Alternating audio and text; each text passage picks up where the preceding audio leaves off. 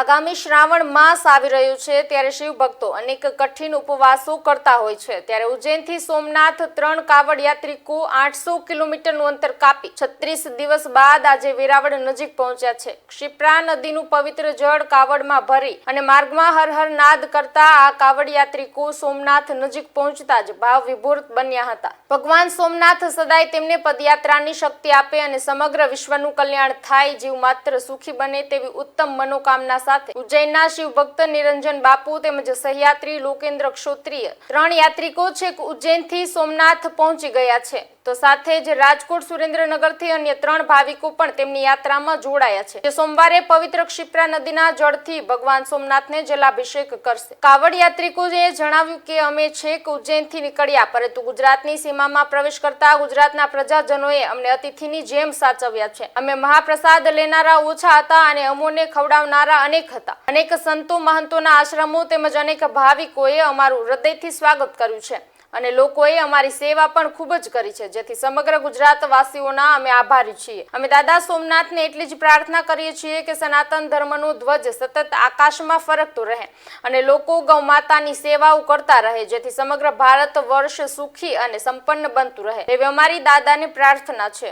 नाम लोकेंद्र क्षोत्रिय है और सर्वजन हिताय सर्वजन सुखाय के भाव को लेकर हमने शिप्रा जी का जल 30 तारीख को भरा और वहाँ से चलकर हम बदनावर, थानला, पेटलावत, लीमड़ी, लीमखेड़ा, दाहोद होते हुए इस रास्ते से आज यहाँ पर पहुँचे हैं और गुजरात की जनता का अपार प्यार और स्नेह हमें पूरे रास्ते में मिला। उसके लिए हम पूरे गुजरात को बहुत बहुत साधुवाद देते हैं। मतलब पेट एक था और खिलाने वाले 100 थे, इतना स्नेह मिला हमको आश्रमों में। और बाहर की जनता जो जनता है वो भी, बाकी कावड़ किसी के घर नहीं जाती है, इसीलिए सबके आशीर्वाद देते हुए बापू आगे बढ़ते गए और जहाँ आश्रम मिला हमने आश्रम में विश्राम किया। 30 तारीख को निकले थे हम बापू, आज कितनी तारीख? 36 दिन हो गए आज हमको।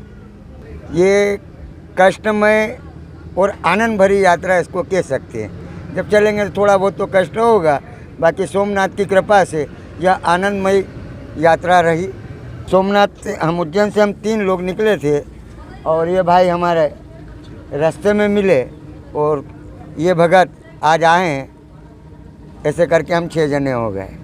हम तो यही चाहते हैं कि सनातन धर्म का ध्वज हमेशा फहराता रहे, विश्व में शांति हो, इसी भाव को लेकर निकले हैं। भगवान ने हमको तो इतना दिया है कि हम उसका आभार भी व्यक्त नहीं कर सकते।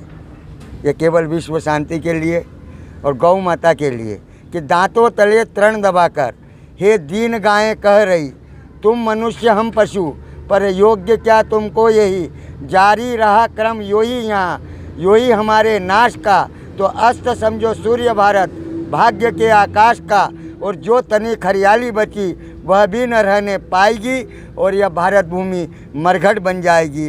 इसके लिए हम गौ माता का प्रचार करते हुए सब यहाँ तक पधारे हैं। जय गुरुदेव। 27 वर्ष से मैं महेश्वर से उज्जैन कावड़ यात्रा ओम प्रकाश जी मंगल की यात्रा में सानिध्य में, गुरु जी ओम प्रकाश जी मंगल की सानिध्य में कावड़ यात्रा उज्जैन महाकालेश्वर कर रहे हैं। और सब भक्तों का मेरे ऊपर इतना आशीर्वाद है कावड़ यात्रियों का कि मैं बहुत आनंद लुटता रहा और लुटता चला जाऊंगा। उज्जैन से ओंकार जी की मैं भी जल चढ़ाता हूं, जिसके बाद सब भक्तों की ऐसी कृपा है। 1 तारीख से उज्जैन से 3 मानस जल भर के अपने नगर खरसोत कला फुलेश्वर महादेव होते हुए जल चढ़ाने सोमनाथ बाबा के यहाँ आने की प्रेरणा हमको भाव बने। और क्योंकि राजा उज्जैन के अवंती का राजा है और राजा ने 3 युवराज को भेज दिया। युवराज बन के हम माँ क्षिप्रा का जल लेके उज्जैन में बलदेव भगवान का पंचकोशी यात्रा में बलदेव भगवान का रहता है, जहाँ हर व्यक्ति को बल देना पड़ता है और जाते समय वापस बल देना पड़ता है। तो घोड़े भी चढ़ाए जाते हैं, छोटे छोटे घोड़े मिट्टी के। तो हम हमेशा बल देता ही नहीं हूँ, क्योंकि बल की ज़रूरत पड़ती रहती है जहाँ जाओ जहाँ, तो बल हम देते नहीं हैं। वहाँ से बल लिया नागचंद्रेश्वर महादेव से, और तीनों भक्त इंदौर से उज्जैन से चल के सोमनाथ बाबा की ओर चले आ रहे हैं। इससे ज़्यादा आगे कुछ नहीं कहना चाहता हूँ। BS9 TV ન્યૂઝ સાથે વજયસિંહ બારડ, સૂત્રાપાડા।